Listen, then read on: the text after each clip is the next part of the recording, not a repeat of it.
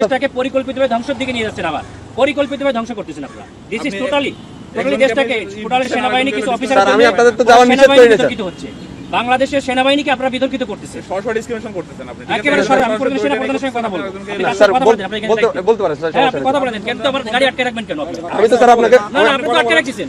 আমি তো স্যার আপনাকে যাইতে দিলাম স্যার, আমি তো আপনাকে আমাকে একটু সহযোগিতা করবেন। আমার টোটালি সেনাবাহিনী এদেশের সম্পদ, এই সম্পদকে আপনারা বিতর্কিত করতেছেন আপনাদের ব্যক্তি স্বার্থে। স্যার আসসালামু আলাইকুম স্যার, কপাল নিজাম সালিনান থেকে স্যার।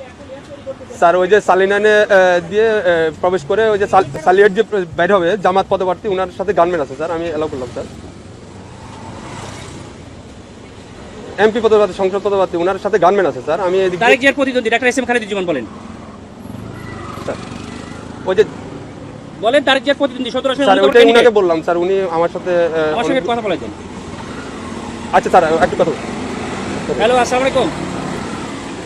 আমি doctor S M Khaliduzzaman, Dhaka 17 আসনের জামায়াত ইসলামী। না কিন্তু আপনারা তো তারেক জিয়ার জন্য জিব্বা দিয়ে রাস্তা পরিষ্কার করে ফেলতেছেন, তাহলে আমাকে কেন দিবেন না? Why not? আপনি শোনেন, আপনার নাম কি বললেন? আপনি দেশটাকে পরিকল্পিতভাবে আমাদের মধ্যে এটা কেওয়াস সৃষ্টি করতেছেন আপনারা। নো নো নো নো, কেন নয়?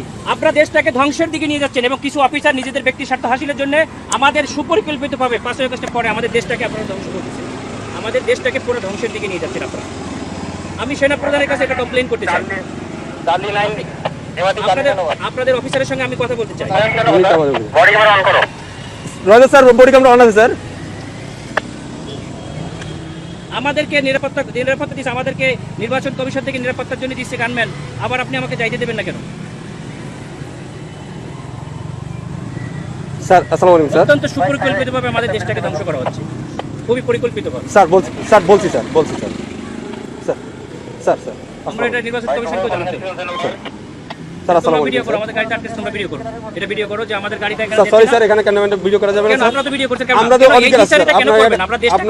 আপনারা দেশটাকে পরিকল্পিতভাবে কেন ধ্বংসের দিকে নিয়ে যাচ্ছে বাবা? স্যার বুঝতে পারছি স্যার, আমি আপনার কথা বুঝতে পারছি স্যার। মানুষ রক্ত দিয়েছে, আপনারা আর রক্ত নিয়েন না আল্লাহর রাস্তে।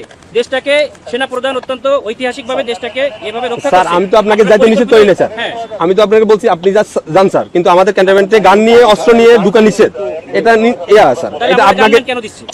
ক্যান্টনমেন্টের জন্য না স্যার, ক্যান্টনমেন্টের জন্য আমরাই নিরাপত্তা দিচ্ছি আপনাকে স্যার। এটা ঠিক আছে করা হয়েছে ক্যান্টনমেন্টের গেটে একজন প্রার্থীকে, তিনি আরেকটি রাজনৈতিক দল যারা ধর্ম নিয়ে রাজনীতি করেন তাকে, এবং যে কথাগুলো বলেছেন উনি কে, উনার নাম কি, উনি একবারও বলেননি।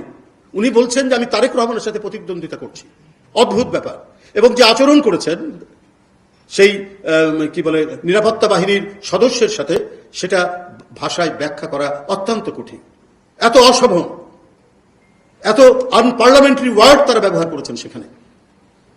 এটা আপনারা প্রত্যেকেই নিজেরা দেখেছেন।